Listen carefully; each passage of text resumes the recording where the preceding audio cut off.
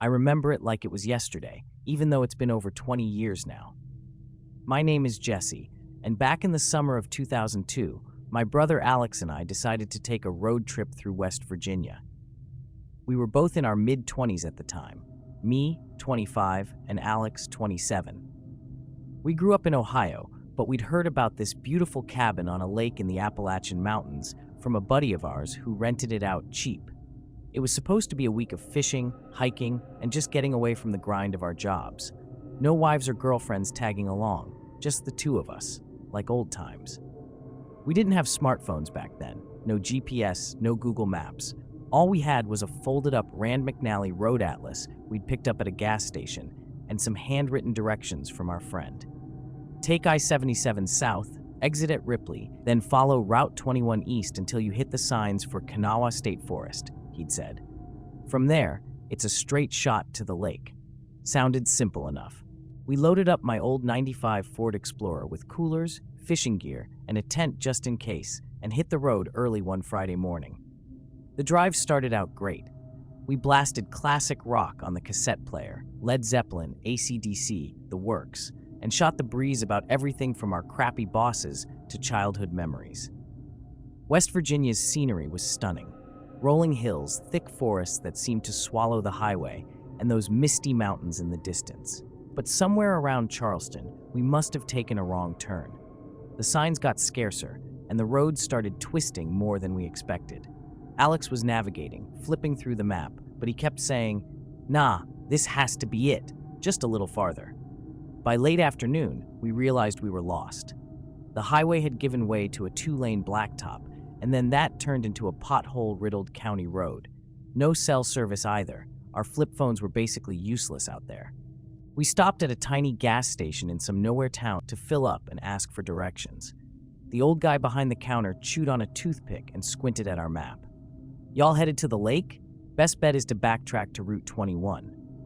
But if you're adventurous, there's a shortcut through the holler up ahead. Gravel road off to the left after the four-way. Cuts about an hour off." He grinned like he was sharing a secret, but something about his eyes made me uneasy. We thanked him, grabbed some sodas and chips, and kept going. We found that shortcut about 20 minutes later, a faded sign half buried in weeds that said County Road 47. It looked rough, but the map showed it looping back toward the lake area, so we turned onto it. At first, it was just bumpy asphalt, but soon it crumbled into gravel, crunching under our tires like bones. The forest closed in on both sides, trees so dense they blocked out most of the sun. "This better not be a dead end," Alex muttered, folding the map back up. I laughed it off, but as we drove deeper, the road narrowed. What started as 2 lanes wide enough for oncoming traffic shrank to barely fitting our SUV. Overhanging branches scraped the roof, and the gravel turned to rutted dirt. Turning around would have meant backing up for miles, risking a ditch or a drop-off we couldn't see. We drove like that for what felt like hours, though it was probably only 25 minutes. The gas gauge dipped below a quarter tank. We'd filled up, but this detour was eating fuel with all the inclines and rough terrain. No houses, no farms, just endless woods. Alex tried the radio, but all we got was static with faint gospel preaching fading in and out. The sun was getting low, painting the trees in orange and shadow. "We should have turned back at that gas station," I said, gripping the wheel tighter. Alex nodded, but neither of us wanted to admit defeat. Finally, after cresting a small hill, we spotted a break in the trees, a gravel driveway veering off to the right. There was a rusted mailbox at the entrance with 147 Hollow RD painted on it in peeling letters. No name, just the address. "Pull over," Alex said. "Maybe someone's home. We can ask for directions or at least how to get back to the main road." I agreed. We were desperate. I eased the Explorer onto the shoulder, which was more mud than anything, and killed the engine. The silence hit us like a wall. No birds, no wind, just the tick of the cooling motor. We grabbed flashlights from the glove box, basic ones with D batteries, nothing fancy, and started walking down the driveway. It was longer than it looked, winding through the trees for at least a quarter mile. The air smelled damp and earthy, like rotting leaves. That's when we started noticing the strange wooden signs hanging in the trees. They didn't have words on them, but strange symbols. Then we saw the bones. Animal skulls, deer, maybe raccoons, hung from branches with twine, their empty eye sockets staring down at us. Feathers and what looked like dried herbs dangled alongside them. "What the hell is this?" Alex whispered, shining his light on a cluster of them. I shrugged, trying to play it cool. "Probably hunters marking their land. Let's just find the house." After another few minutes of walking, the driveway opened into a clearing, and there it was. An old Victorian house straight out of a nightmare. It must have been built in the 1800s. Tall, gabled roof sagging in places, peeling gray paint, windows like black voids. The porch wrapped around the front, but boards were missing, and vines choked the railings. Weeds covered the yard, and an old well sat off to the side, its stone crumbling. It looked like no one had lived there in decades. Broken glass littered the ground from shattered upstairs windows, and the front door hung slightly ajar on rusted hinges. By now, the sun was dipping below the trees, turning everything twilight blue. Mosquitoes buzzed around us, and the temperature dropped fast. Alex shone his flashlight at the house, sweeping the beam across the facade. "This place is a dump. Ain't nobody here. Let's head back to the car before it gets full dark. We can siphon gas if we have to and backtrack." I nodded, feeling a chill that wasn't just the evening air. But as we turned to go, something caught my eye, a faint glow from one of the upstairs windows. It flickered, like candlelight or maybe a lantern. "Wait," I said, pointing. "Look up there. Lights on." Alex froze, staring. Could be a reflection or something. But we both knew it wasn't. The window was intact, and the light was steady now, warm and yellow against the growing darkness. "Someone's gotta be in there," I said. "Maybe they're hermits or whatever. We need directions, man. Gas station guy said this was a shortcut. House might have a phone, or at least a map." Alex hesitated, shining his light back toward the driveway. "I don't like this, Jesse. Those bones, this feels off." But I was stubborn back then, always the one pushing boundaries. "Come on, 5 minutes. Knock and ask. Worst case, they tell us to get lost." We approached the porch slowly, our flashlights cutting through the gloom. The steps creaked under our weight, threatening to collapse. Up close, the house smelled like mildew and something sharper, like old blood. I knocked on the door, 3 sharp raps that echoed inside. No answer. I knocked again, harder. Still nothing. Alex tugged my sleeve. "Let's go. This is stupid." I pushed the door open anyway, the hinges screaming like a wounded animal. The sound echoed through the empty house, and a wave of stale air hit us, musty, with that underlying metallic tang I couldn't place. "Just a quick look," I whispered to Alex, stepping inside. He cursed under his breath, but followed, his flashlight beam jittering across the foyer. The floorboards groaned under our boots, and dust motes danced in the light like tiny ghosts. The place was a time capsule of decay. Faded wallpaper peeling in strips, an old grandfather clock stopped at 3:17, and furniture shrouded in yellowed sheets that looked like they'd been there since the Civil War. We called out a tentative, "Hello? Anyone home?" But the only response was the distant drip of water from somewhere upstairs. The staircase was to our left, steep and narrow, with a banister carved in intricate patterns, now chipped and splintered. The light we'd seen was coming from the second floor, spilling faintly under a door at the end of the hallway up there. My heart was pounding, but curiosity drove me forward. Alex grabbed my arm. "Jesse, this is breaking and entering. What if they're armed?" I shook him off. "We're lost, not robbers. We'll explain. Come on." We climbed the stairs slowly, each step creaking louder than the last. The air grew thicker, heavier, like we were pushing through invisible cobwebs. At the top, the hallway stretched out, doors on either side hanging open to reveal empty rooms.